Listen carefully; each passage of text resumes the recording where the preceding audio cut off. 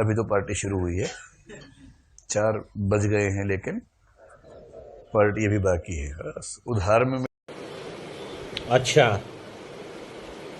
ठीक है। अगर आप अपने आसपास एक समाज का हिस्सा नहीं बन पा रहे हैं, एकदम अलग थलग हैं, और आपकी जिंदगी में समाज की भागीदारी नहीं है, शेयर करने के लिए, केयर करने के लिए कोई आपके पास नहीं है, तो आप अकेलेपन के शिकार हैं। अपने काम से मन उब चुका है, अपने परिवार से मन उब चुका है, अपने शहर से, अपने परिवेश से मन उब चुका है, तो अजनबीपन है। कार्ल मार्क्स ने इसकी खूब व्याख्या की है, हीगल ने की है, सार्थ ने की है, सबने अपने अपने नजरिए से की है, लेकिन सबने इसको एक बड़ी समस्या आधुनिक काल में माना है। आप लोग जिस उम्र में हैं अभी ये सब नहीं झेलना पड़ता होगा, लेकिन कुछ लोग इस दौर से गुजरते होंगे अभी भी, जो दिल्ली आए हैं पर जिनके दोस्त बन नहीं पाए हैं। जहां से आए हैं वहां से कोई और आया नहीं है कि उसके साथ दोस्ती कंटिन्यू कर लें। यहाँ एकदम अकेले हैं, जिससे बात करते हैं लगता है कि फायदा उठाने की ताक में है, वो तो दोस्ती वाला संबंध नहीं बन पा रहा है।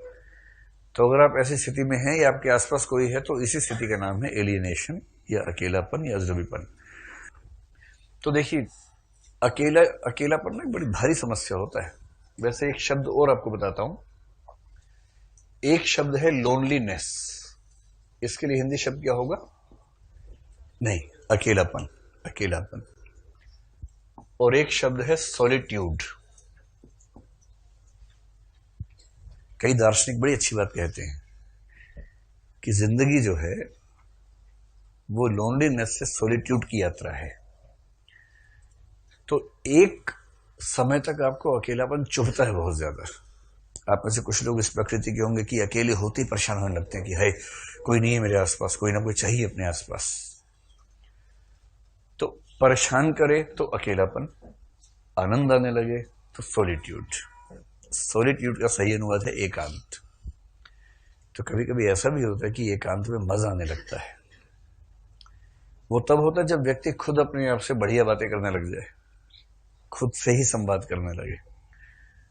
और वो स्थिति अगर आ जाए तो उससे तो बेहतरीन कोई स्थिति है ही नहीं। तब आपको समाज की बहुत जरूरत नहीं रह जाती। आप अपने आप में बहुत आत्मपूरित महसूस करते हैं, कंटेंट महसूस करते हैं।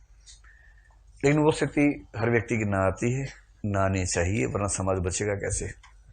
तो ये तो सामान्य सामाजिक व्यक्ति है जिसकी भूख है कि समाज में लोग उसके आसपास हों, प्यार मोहब्बत का रिश्ता हो, दोस्ती का रिश्ता हो, उसे ये भरोसा हो कि मेरे संकट में कोई ना कोई मुझे साथ देगा, मेरा साथ देगा। ये भरोसा कोई भी चाहता है, तो ये व्यक्ति भी चाहता है।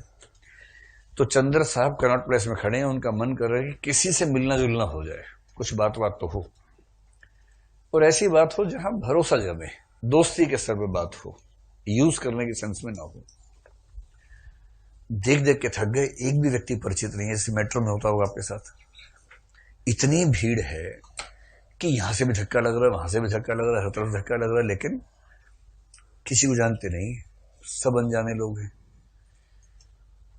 उसके बाद ढूंढते ढूंढते ढूंढते ढूंढते अचानक एक परिचित व्यक्ति मिला, आनंद नाम का। पर वो आनंद, आपके परिचितों में कुछ ऐसे होंगे जो हमेशा फायदा उठाने की ताक में रहते हैं, जिनको दोस्ती का एक भी उसूल नहीं पता है। वो हमेशा इस ताक में कि आज का जुगाड़ इससे हो जाए, बात के बाद में देखेंगे, छोड़ो भाड़ में जाए। तो उसने इससे पैसे मांग लिए कि चलो पीने का जुगाड़ करते हैं, चलो चलो पीते हैं। वो उस लेवल का है जो हनी सिंह समझ लीजिए। अभी तो पार्टी शुरू हुई है, 4 बज गए हैं, लेकिन पार्टी अभी बाकी है। बस उधार में मिल जाए, बस चारवाक समझ लीजिए। चारवाकों ने बहुत स्पष्ट रूप से कहा है कि उधार लेके जो मिले पी जाओ। ऋणम कृत्वा घृतम पिबेत, भस्मीभूतस्य देहस्य पुनरागमनम कुतः, यावत जीवेत सुखम जीवेत। तो जब तक जियो सुख से जियो, उधार लेके घी पियो। एक बार देह जल जाने के बाद कहां कुछ बचता है? कौन उधार मांगने आएगा उसके बाद? उधार लो, पियो और निपट जाओ, उसके बाद कौन पूछता है? तो आनंद उस प्रकृति का आदमी है, तो इसको उससे ना लगाव महसूस नहीं हो रहा। वो चला गया, जैसे इसने कहा पैसे नहीं हो, भाग गया वहां से किसी और शिकार की तलाश में। फिर थोड़ी देर में एक कॉफी हाउस में बैठे हुए एक आदमी को देख के इसको लगा कि ये शब्द जानता है। बड़ा खुश हुआ कि चलो एक आदमी शहर में जानता है मुझे। उससे हल्की फुल्की बात हुई तो उसने अचानक कहा कि आप तो कॉमर्स मिनिस्ट्री में है ना। अब इसको धक से रह गया, क्योंकि ये कभी कॉमर्स मिनिस्ट्री में रहा नहीं है। तो पता लगा जहां परिचय की गंध आ रही थी वो मतलब गलत फहमी थी। तब उसका दिल फिर टूट जाता है, सोचता है कि मैं क्या करूं, इतना अकेला हूं। तो सोचता है कि चलो अपनी पुरानी प्रेमिका से मिल के आता हूं, इंदिरा से। इंदिरा चाहती थी कि शादी कर ले, ये कमबख्त बेरोजगार था और इसने मतलब ये कि नहीं तुम्हारी जिंदगी में क्यों खराब करूं, ये वो ऐसा वैसा। तो अंत में इसने कहा नहीं तुम शादी कहीं कर लो, मैं ऐसे तुम्हारी जिंदगी खराब क्यों करूंगा। तो उसने शादी कर ली। वो क्या करे, लड़कियों पर दबाव ज्यादा रहता है। अब उसका एक पति है, घर है, वहां इसका जाना वैसे भी ठीक बात नहीं है, पर इसको कौन समझाए ये बात। 3 महीने पहले भी गया था। अब धीरे धीरे वो अपने नए घर में रम गई है, नए परिवार में रम गई है, तो स्वाभाविक है कि वो धीरे धीरे भूलने लगी है कि इसके क्या शौक थे, ये कैसा था। कोई भी तो भूल जाएगा, वो भूल गई। अब ये जा रहे रास्ते बस कंडक्टर को देख के लग रहा है कि ये पहचानते हैं, क्योंकि उसने प्यार से कहा आओ बादशाहो आओ, पंजाबी में बोलते हैं बहुत अच्छे संबोधन के लिए। इसको लगा चलो एक आदमी शहर में जानता है, बस कंडक्टर जानता तो है। लेकिन जैसे टिकट के पैसे की बात है, इसने कहा कि 4 आने लगते हैं। उसने कहा 6 आने से नीचे बातें नहीं करूंगा मैं, और झड़ दिया कस के। उसको लग रहा है कि बताओ यार, पैसे के नाम पर सब खत्म हो गया। अच्छा भला एक परिचय निकला था किसी तरह से, वो भी खत्म। फिर अकेलापन। इंदिरा के घर गया, इंदिरा के साथ इसने खूब समय गुजारा। इंदिरा भी दिल्ली आ गई थी इलाहाबाद से, प्रयागराज से दिल्ली आ गए थे। कहीं योगी जी देखना ले, गोली गोली ना मार दें। एनकाउंटर आजकल चल रहा है, कहीं एनकाउंटर ना हो जाए, क्या भरोसा। तो इंदिरा के घर गया, अच्छा खासा समय गुजारा, तो एक दूसरे की आदतों से वाकिफ हैं। तो ये जो है ना, इसको कॉफी पसंद नहीं थी, क्योंकि उससे ना उसको अच्छा फील नहीं होता था। चाय पीता था, लेकिन उसमें हमेशा उसको 1 चम्मच चीनी चाहिए होती थी, क्योंकि 2 चम्मच चीनी लेते उससे गला खराब हो जाता था। और ये बात इंदिरा को इतने अच्छे से पता थी कि वो हमेशा जब भी चाय बनेगी 1 चम्मच डाल के उसको देगी। उसको पता है कि 1 चम्मच ही देनी है, हैबिचुअल है एक दूसरे के साथ। 3 महीने पहले गया तब भी यही हुआ था, 1 चम्मच डाल देती है।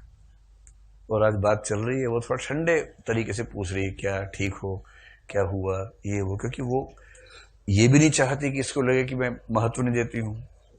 और ये भी समझाना चाहती है कि भैया जाओ अपना घर बार संभालो, इसकी भी शादी हो चुकी है, ब्याह हो चुका है इसका भी, उसका भी हो चुका है। लेकिन क्या होता है ना कि जब प्रेम क से किया, विवाह ख से हुआ। उसने प्रेम इससे किया, विवाह कहीं और हुआ। तो दोनों अपने अपना वैवाहिक जीवन जी रहे हैं, खराब भी नहीं है, ठीक चल रहा है। लेकिन वो जो एक उम्र वाली मोहब्बत की याद है, वो तो आती ही होगी। तो अब इंदिरा ने अचानक एक सवाल पूछा, चाय लेके बोली चीनी कितनी दूं। और ये सुनते इसका दिमाग झंझना पड़ा और मुंह का स्वाद कड़वा हो गया। इसके बाद क्या बचता है जिंदगी में, बताइए। किसी तरह से वहां से उठा, अपने घर गया। अपने घर भी जाता तो वहां भी आस पड़ोसी लोग घिरे रहते हैं हमेशा। अपने घर में ही बहुत सहज होकर नहीं बात कर पाता है, जब तक आस पड़ोसी लोग आसपास ना चले जाएं।